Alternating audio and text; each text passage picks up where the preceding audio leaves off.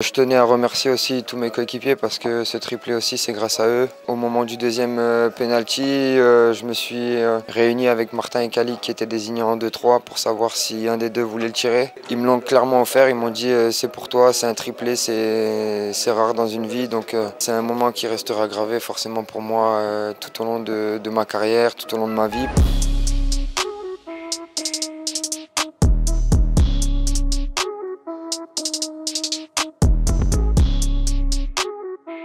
Salut à tous, bienvenue dans la quotidienne. Gros match de Benjamin Bourigeaud et du Stade Rennais hier face à l'AC Milan. Victoire 3-2, mais ça n'a pas suffi pour se qualifier en huitième de finale de l'Europa League. Les Milanais l'avaient emporté 3-0 à San Siro, donc il manquait encore 2 buts. Mais on retiendra 2 choses quand même côté Rennes, le triplé de Benjamin Bourigeaud et l'hospitalité des supporters rennais qui ont même offert aux supporters italiens les fameuses galettes saucisses.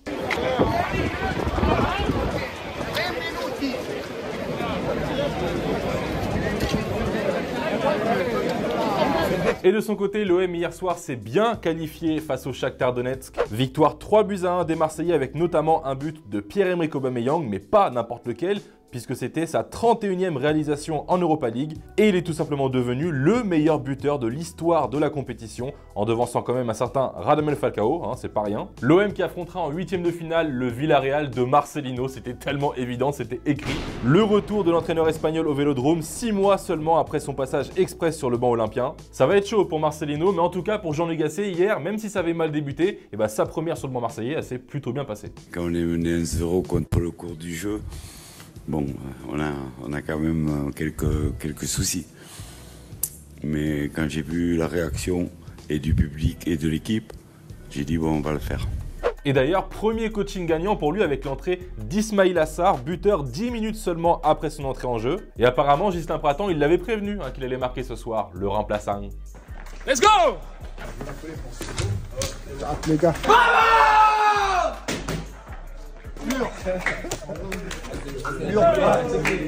ISO! Oui, mais il faut sortir au banc.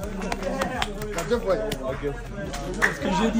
ce que j'ai dit, les remplaçants.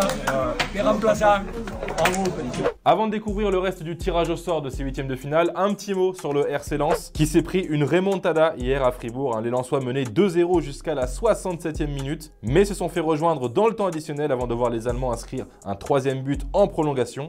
Et de leur côté, les Toulousains n'ont pas pu faire mieux qu'un 0-0 hier face à Benfica. Et ils peuvent avoir des regrets avec pas mal d'occasions franches. Mais bon, voici le tirage des huitièmes de l'Europa League avec bien évidemment Marseille-Villarreal, mais aussi quelques belles affiches avec un bon petit AS Roma Brighton, le Sporting Portugal qui affrontera l'Atalanta ou encore Fribourg-West Ham. Et petite question du jour, l'équipe, selon vous, qui est désormais le grand favori pour remporter l'Europa League? Faites-moi vos pronos dans les commentaires et lundi, on en sélectionnera 2 d'entre vous. Et hier, on vous demandait ce que vous pensiez à l'idée de voir Will Steele coacher en Angleterre. Et pour toi, Bénédicte, tu penses que c'est une bonne chose de le voir là-bas et tu le verrais même entraîner une D2. Mais pour toi, Shane Soup, tu penses plutôt à un club comme Aston Villa qui lui correspondrait mieux. C'est un petit peu plus ambitieux qu'une D2, mais par contre, il faudra voir avec Unai après. Allez, pour être au point sur toutes les Coupes d'Europe, en Conference League, le LOSC affrontera Sturm Graz au prochain tour. Mais pour moi, l'info principale en conférence cette semaine, c'est ce qu'ont fait les supporters du Legia Varsovie. Les Ultras étaient sanctionnés par l'UEFA pour le match face à Molde hier soir. Donc pas de tifo en tribune, Cette fois-ci, l'UEFA, vous avez gagné. Mais dès que les équipes sont entrées sur la pelouse, boum, voilà, grosse surprise avec feu d'artifice en prime. Et en vrai, c'est ça le foot qu'on aime, au fond. C'est l'heure de voir où en est la saga Mbappé à Madrid parce que oui, hier on vous annonçait la date possible où il serait présenté au Bernabéu, mais hier nos potos del Chiringuito, ils ont été attraper la veste du maire de Madrid carrément, José Luis Martínez Almeida, et lui par contre il est dans un autre délire, Kylian Mbappé à Madrid, oui, mais pas au Real. ¿Qué te dijo el otro día Florentino de Mbappé? Cuéntanos. Yo le dije que venía al Atleti y él me dijo que nos lo cedía para reforzarnos. Lo que pasa es que se olvidó de que el Atleti es el único equipo que le ha ganado al Madrid este año y 2 veces. En estos momentos, para ganar al Madrid no nos hace falta, eso es cierto. Allez, c'est l'heure de s'envoyer un bon petit football vrai dans la quotidienne et on va commencer par la Copa Argentina. Le Vélez Sarsfield a affronté le Sportivo Las Parejas et s'est imposé grâce à ce golasso de Claudio Aquino, grosse frappasse. Si vino en estos últimos 10 minutos se ve este golazo de Aquino. On part en Angleterre, en League One plus exactement, avec Portsmouth qui a confirmé sa victoire face à Cambridge par ce bijou, c'est signé Abou Kamara. Et pour finir, direction le Mexique avec Cruz Azul qui se déplaçait à León. Et je vous laisse apprécier cette frappasse de Carlos Rodriguez en VO s'il vous plaît. De pierna derecha, golazo, golazo de Cruz Azul, Capi Beltrán está ganando la máquina, 1-0. Se veía venir.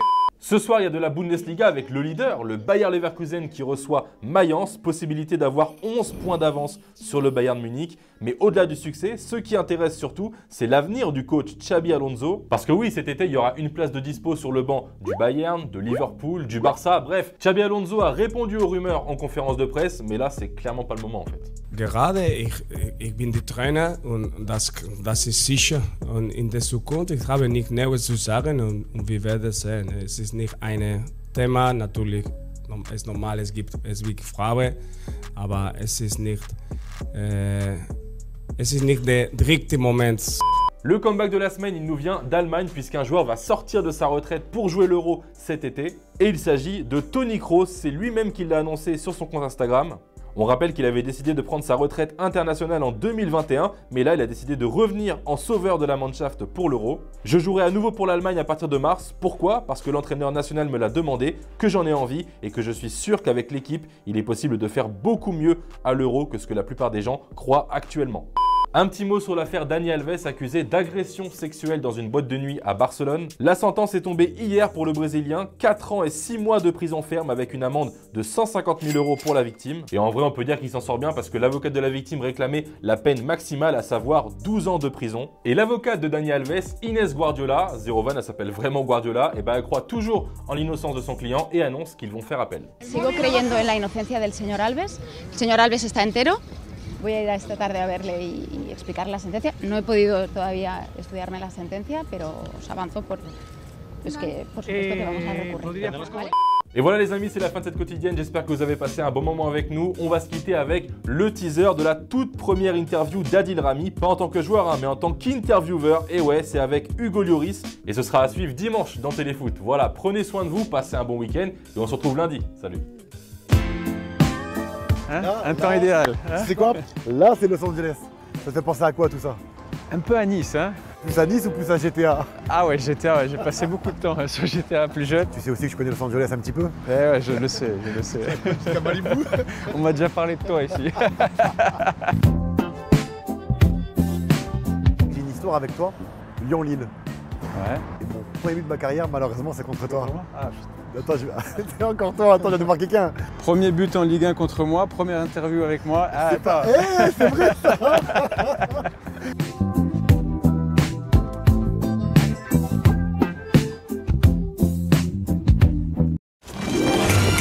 C'était votre programme avec Winamax. Winamax, le plus important, c'est de gagner.